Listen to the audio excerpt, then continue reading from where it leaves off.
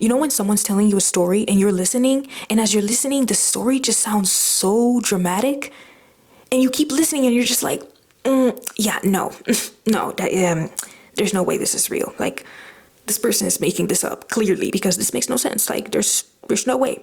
Well, you might feel like that once you hear the story, or you may not. But before I even get into the story, I just want to say this.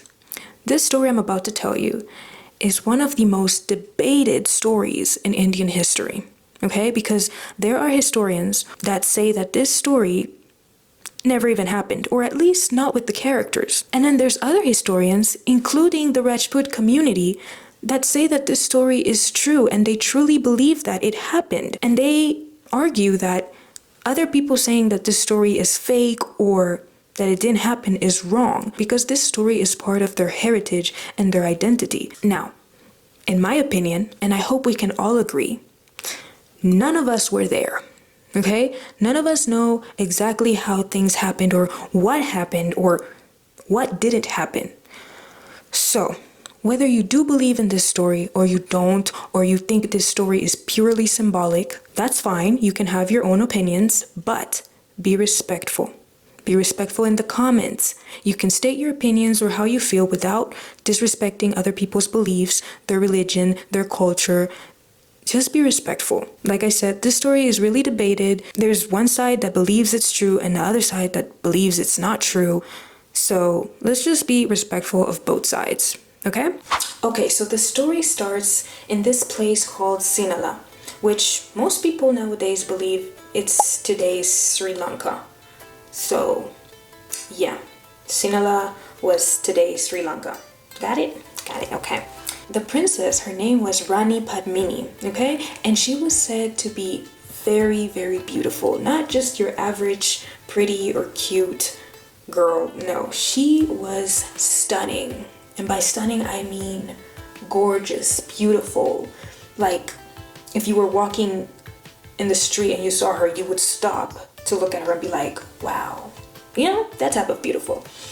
And I don't know, I probably should have mentioned this, but like, I just found it funny. One of the versions that I was reading mentioned that she had a parrot that she really loved. I guess the parrot was her pet, and the parrot could talk, which is not surprising. Parrots do, well, I wouldn't say they talk, but her parrot talked, okay?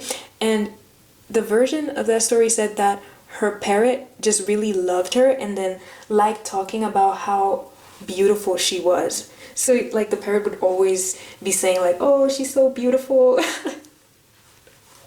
Anyways, yeah, she had a parrot, and I think, if I'm not wrong, well, I don't remember the parrot's name, but if I'm not wrong, her dad didn't like the parrot. Like, he didn't like the friendship that Rani and the parrot had, so he wanted to send the parrot to be killed, and the parrot escaped to a different, I guess, and went to a cage in a different kingdom. But yeah, like, I just found it really interesting. Anyways, let's continue. So, like I said, Rani Padmini was absolutely stunning. People of all kingdoms were hearing about her and her beauty, and it was just like, wow, like there were so many people that wanted, to set their eyes on her, many princes or kings that wanted to marry her. So her dad organized this event called a Swayamvar. I hope I'm saying that right. But it's basically a contest for her hand in marriage. So all these guys would basically be competing to marry her. Like, these men actually had to compete against each other, and they had to prove themselves in combat and just prove that they were skilled and they were good warriors. Some versions even mention that Princess Rani Padmini was actually very skilled and trained in martial arts. So she wasn't just, a damsel in distress or just like a pretty princess. No, like she could fight, okay? She could defend herself. So among all the men that showed up to basically fight for her hand, or just, prove themselves worthy of her hand, one of those men was called Ratan Singh, and he was the ruler of Mewar. Sorry if I'm saying that wrong. So he shows up, he competes, and he wins. And so he gets to marry Rani Padmini. So once he marries her, he takes her back to his fort in Chittorgarh. I'm sorry. But here's where things get a bit, well, I wouldn't call it messy, but it's just like, here's where the drama starts. So, a lot of people tend to think that Princess Rani Padmini, which by now she would be a queen, like Queen of Chittor, they seem to think that she was Ratan Singh's first wife. And no, you're wrong. He had a different first wife. Her name was Nagmati. And I mean, I don't know how things worked back then, but I do know that kings, sultans, emperors back then, they used to have multiple wives, multiple women. It was just the norm.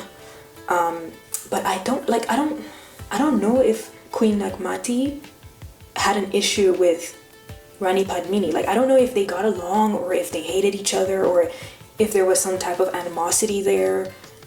Because it is said that Ratan Singh was just, so in love with Rani Padmini, and he just loved her so much that basically no one else mattered. And I'm wondering if that caused any issues, or if he was able to balance both women. Like, I don't know. I would kill to know. So now that we've talked a little bit about the two important people in this story, it's time to bring in the third important person in this story. So, welcome the Sultan of Delhi, Alauddin Khilji. Now, Alauddin Khilji was a very powerful man. I mean, this man had it all. And when I mean all, I mean all. He had wealth, he had palaces, he had the strongest army in India, he had multiple wives, and not to mention his chief consort, whose name was Malika-i-Jahan, and she herself was a very powerful political figure. So, technically, yeah, the man had it all. By this time, Alauddin Khilji had already conquered Gujarat, Bengal, and he was pushing farther across India. Alauddin Khilji was already eyeing Chittorgarh. Now, Chittorgarh, remember, Chittorgarh is where Rani Padmini and Ratan Singh live, okay? Keep that in mind. So by this time, Chittorgarh wasn't just a pretty fort. Oh no, Chittorgarh was one of the most important strongholds of Rajputana. So think about it. Whoever controlled Chittorgarh had control over the trade routes. They had power.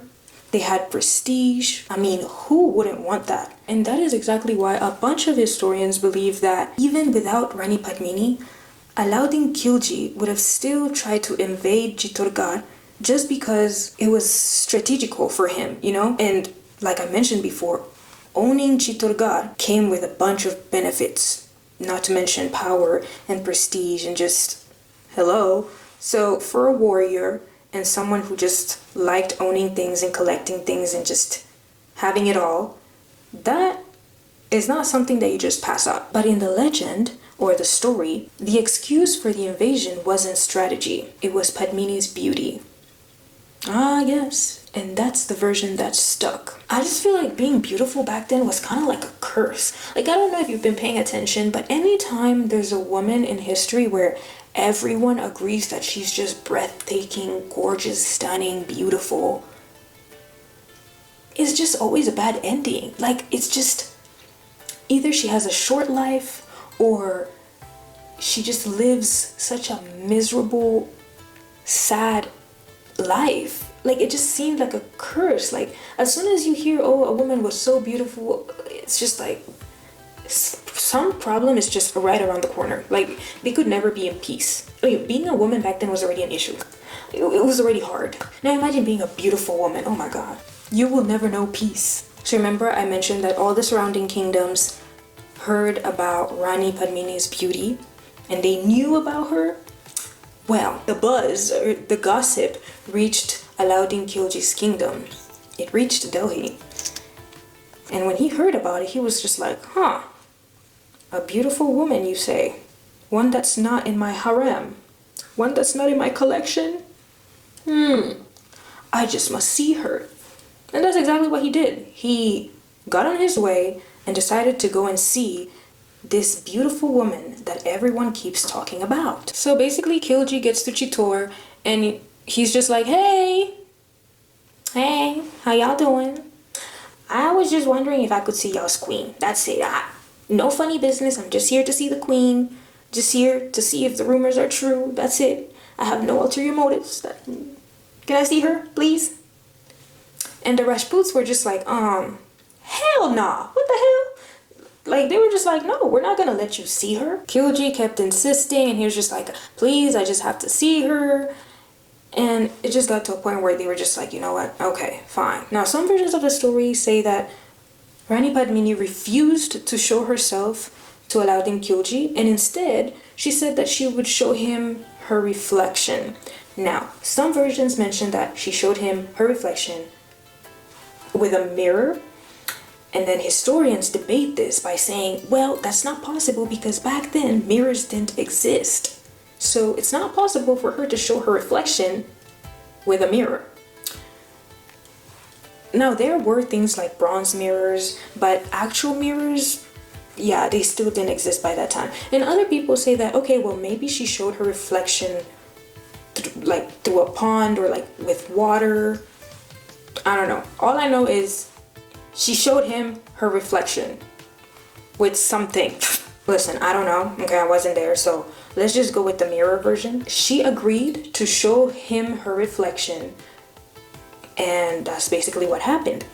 So if we did go with the version of the mirror, it would basically be like this. They are, pushing down this mirror in the middle of the hall, and then, Khilji's just standing there, just looking at the mirror, and Rani appears in the mirror, and he sees her reflection, and then she leaves. And so the legend says that that was literally all Khilji needed, her reflection. He just needed to see her reflection for him to just fall madly and deeply in love, or obsessed. Yeah. So from that moment, the man was just obsessed with Rani's beauty, and from that moment he just simply had to own her. Like, he just wanted her for himself. Never mind the fact that she was a married woman from a rival kingdom. And also the fact that he had multiple wives and also had an influential wife waiting for him back home. Now, that didn't matter. He wanted Rani. He wanted Rani Padmini. Yeah. So, since he was in Chittorgarh and it was time to go, he got what he wanted and it was time for him to leave. Instead of just leaving peacefully after getting what he came there looking for, this man decided to kidnap Ratan Singh, Rani Padmini's husband. Yes. How are you gonna go to someone's house, demand them to show you their wife, and then after that fall in love with their wife, and then kidnap them in their own home? Where's the respect? Like, hello? What kind of guest are you? Ugh. Anyways, so that's what happened. He kidnapped Chittorgarh's king. And then after that, he sent a note or a message. And he was like, hey, so I have your king here with me. And if you want him back, I need you guys to give me Rani Padmini. I'll take Rani Padmini in exchange for your king. You can have your king. I just want Rani. Yeah, I just want Padmini. I'm sorry. I'm just trying to understand this. Like, the audacity. The audacity is just audacitating, honestly. But anyways, yeah, that's what happened. And I guess the demands got to Rani Padmini's ears, and she was just like, hell no, I'm not doing that. I'm not gonna give myself. So she concocted this plan. She decided she would respond to Khilji's letter or demand and be like, hey, it's okay, I will come, I will give myself, and I will come with some of my ladies. And this sounded like music to Khilji's ear. He was like, you know what? Hell yeah, come. What he didn't know is that Rani Padmini planned to disguise Rajput soldiers as, with disguises, and then send them on palanquins, carried all the way to Khilji's camp. So whenever the palanquins arrived, normally palanquins were used to carry, women. So whenever Khilji and his men saw the palanquins, they immediately thought, oh my gosh, there come the women, there comes Rani Padmini. They were wrong. Out of nowhere, the palanquins dropped, and the people that busted out of those palanquins were soldiers in disguise. And they just went and ravaged the whole place. They were able to save Ratan Singh, the king, and take him back to the fortress. And yeah, basically they outsmarted Khilji. And as you can imagine, he was not happy about that. He felt disrespected. He felt like it was just, no, he did not like that at all. So, because of that, Khilji decided to reunite his army. Remember how I told you he had one of the largest armies in India? Well, he decided to reunite that same large army that everyone feared and decided to march all the way back to Chittorgarh palace or fortress and surround the whole fortress and block the entrance. And because he did that, within 1 month, the supplies that Chittorgarh had ran out. Mind you, when you're in a siege and you're inside, like, how do I explain this? When you're stuck and an enemy is like outside and you're basically in a siege, nothing goes in, nothing comes out. So you're stuck with whatever resources you have inside the fortress or inside wherever you are. Food, medicine, seasons, like everything that they needed that was imported, it couldn't come in and they couldn't leave. So they were stuck using whatever they had left. Children started starving and mothers had to hear the cries of their kids just asking for food. Soldiers were losing morale. Everyone was losing morale because, first off, they already knew what was out there waiting for them. And they knew that eventually the day would come where they would have to fight. And considering how large Khilji's army was, it kind of felt like their fate was sealed. I honestly have no idea what I'm doing. I do have somewhere to be after this, so I'm definitely gonna try to not go crazy with the makeup because I need to look classy or elegant or whatever. So we're gonna just stick to like a nice, cute, normal makeup for today. So like I mentioned before, everyone was losing morale inside the fortress. I mean, I don't think you understand. So let me make you understand, okay? Alauddin Khilji came with his full force army, thousands of soldiers, war elephants, siege weapons, like war drums. It was insane. He completely cut off Chittorgarh from everything. All the resources, all the merchants, all the trade routes, everything was cut off. And like I mentioned before, little by little, the resources went down. The resources depleted. Kids were hungry. Everyone was losing morale. And then everyone just knew that once those gates fall or those gates are opened, the only thing that meant was death for all men and slavery for the women and children. It is at that moment that Queen Rani Padmini gathers all the women in the fortress and they make the hardest decision. Now, if you're not familiar with this story or you're just hearing this for the first time, you might be wondering, what is Jauhar? Like, what is that? What does it mean? Well, let me explain. Jauhar was a Rajput practice that women would do during hopeless sieges. Now, I want you to keep that in mind. Women wouldn't just do this out of nowhere. They only did this when they felt like there was no way out or there was just no other solution, and that no matter what they did, no matter how hard they tried, it would end in them being captured, tortured, enslaved, forcefully converted, raped, violated in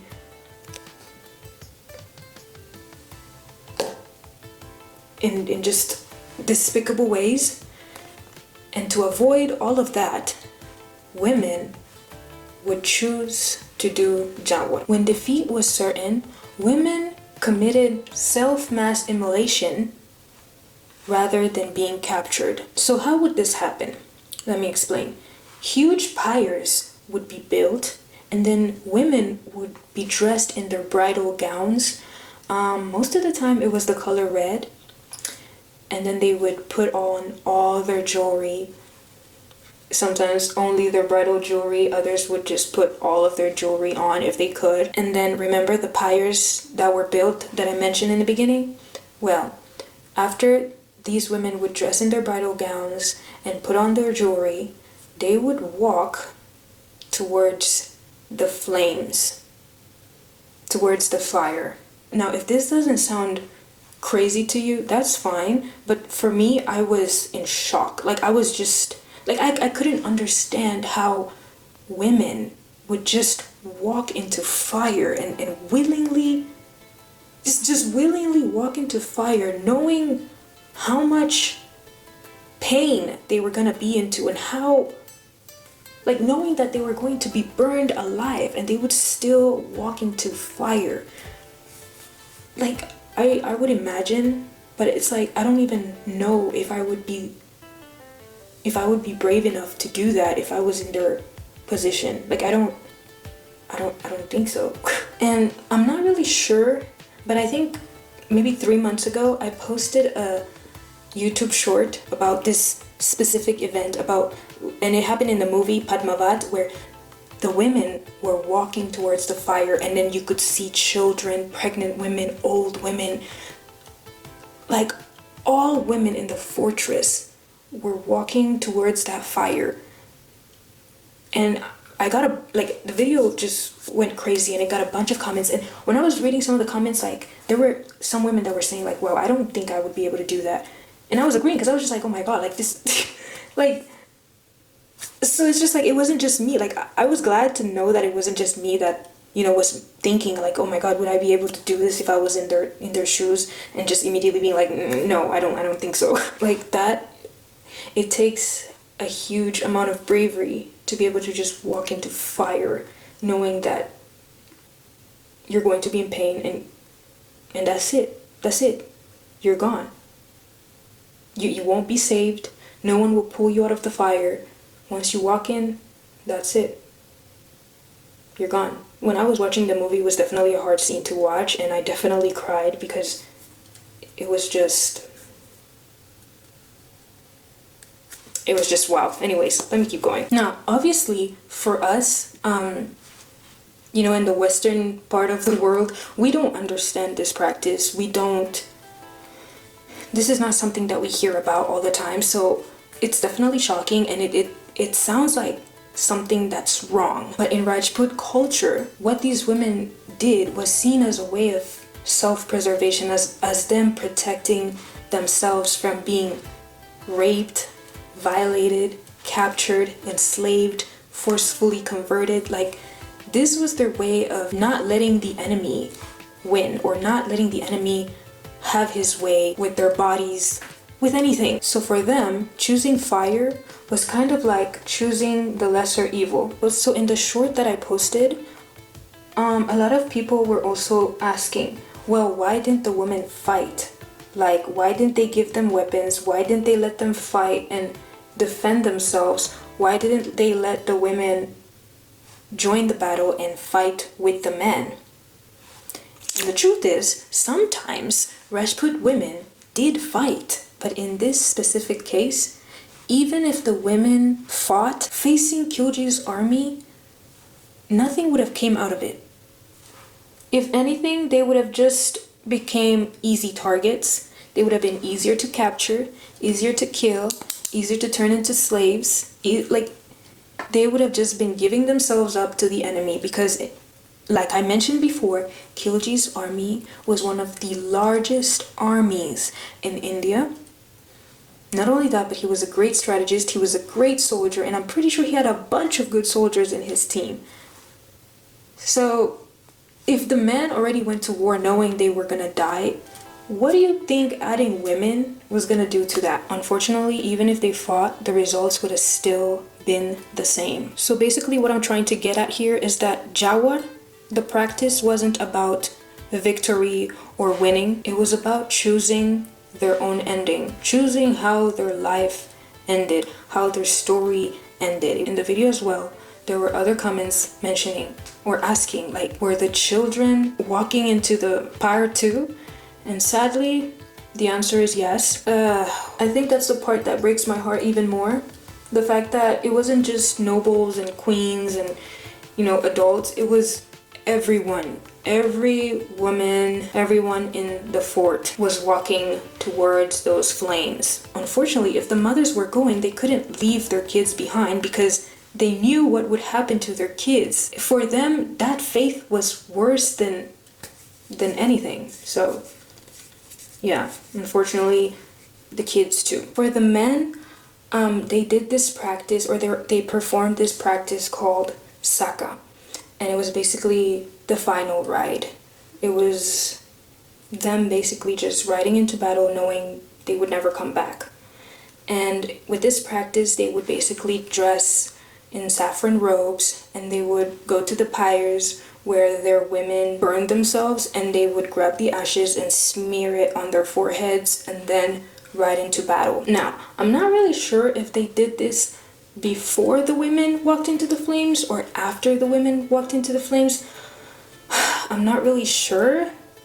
But yeah, that was a practice that Rajput men did whenever loss was inevitable when it came to war. So once the men, like all the men, were dead in battle, obviously Alauddin Khilji won the battle, and when he walked into the fort, there was nothing. There was no one to claim, there was no one to enslave.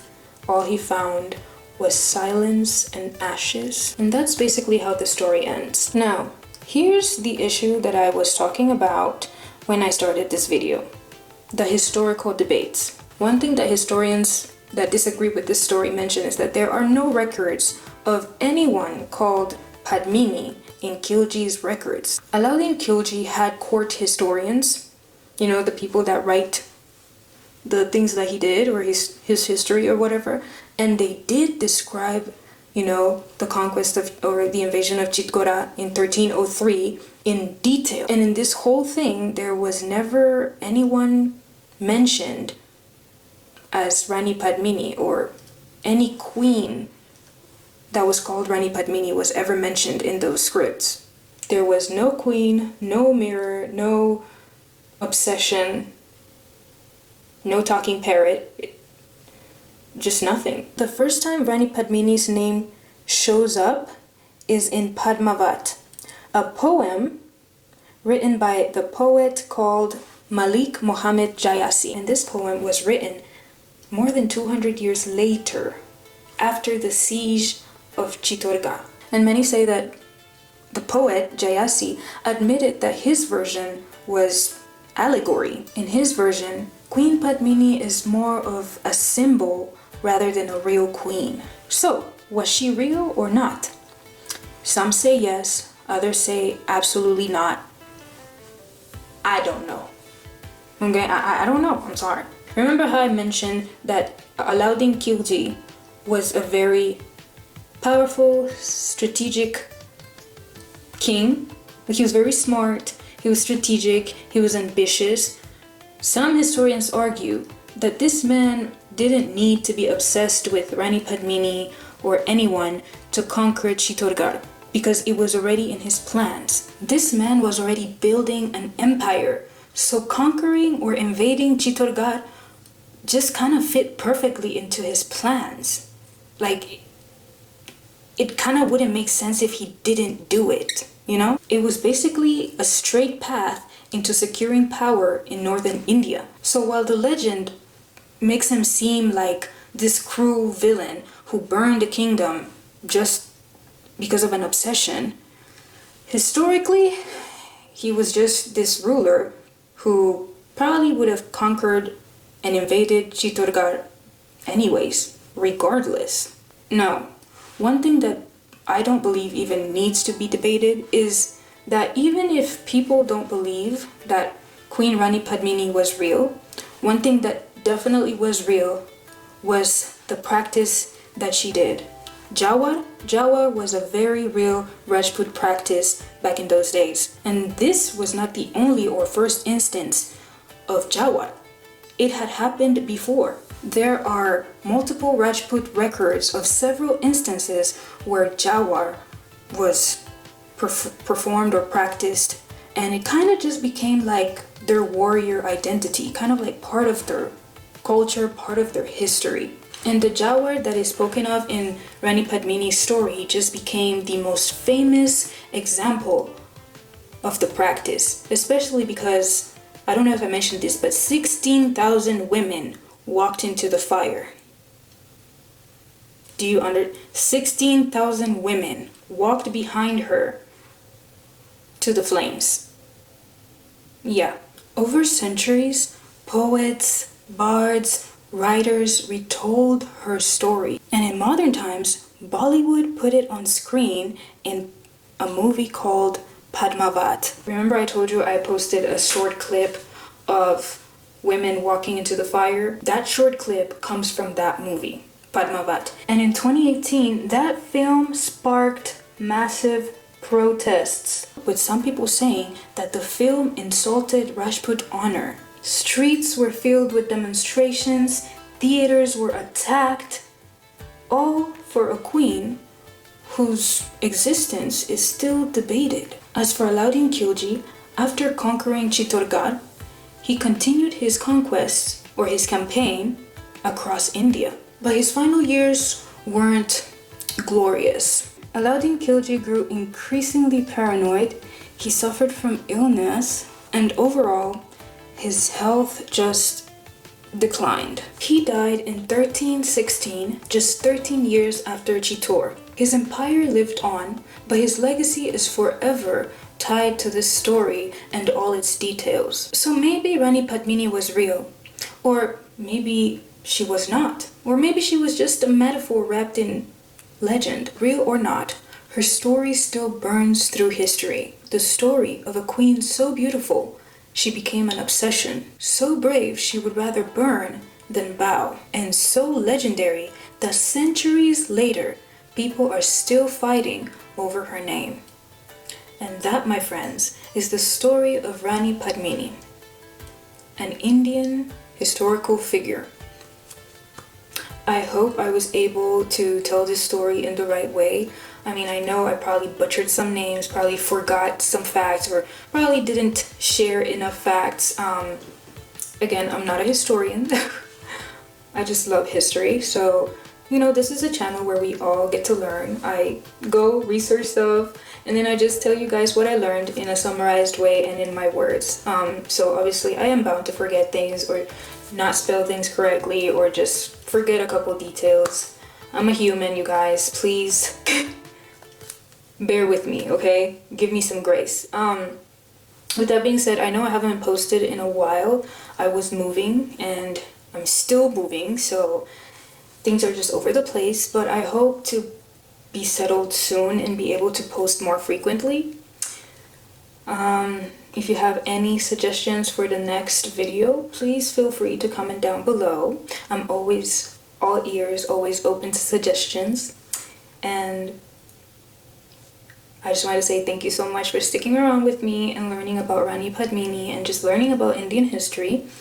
I want to wish you a wonderful day. Have a great rest of your week and be safe. And I'll see you next Sunday. Bye.